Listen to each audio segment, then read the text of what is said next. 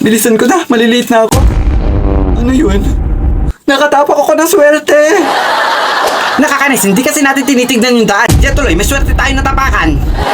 Nakakaboring naman pumasok tapos makakatapak pa tayo ng pupo. Kataman. Nakakaingit naman yung iba, tumitingin sa daan nila samantalang tayo kung saan-saan ang tingin. Kala mo may hahanapin. Naku, naalala ko, nakatapak rin tayo nung nakaraan ng pupo ng aso at tumalsik at tumiretso sa ating polo.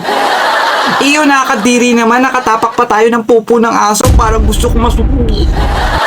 Nakatakot pag hindi matagal yung pupo sa sapatos natin at magamoy tayong pupo delicious smell. Pupo delicious smell.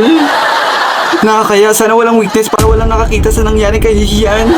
Nakakalungkot, bago pa naman yung sapatos natin, tapos nabinyagan pa, yung pupo pa. Anong gagawin natin? Baka makita tayo ng kaklase natin at sabihin, ang swerte mo naman ngayong araw. Ang saya naman sa lahat na matatapakan pa natin, pupo pa. Buti sana kung pera, tatanggapin natin to ng bonggang-bongga. Bilisan mo na dyan, malilita tayo. Ah, Oh, ano yan? Teka lang, nakatama ka ng mega jackpot.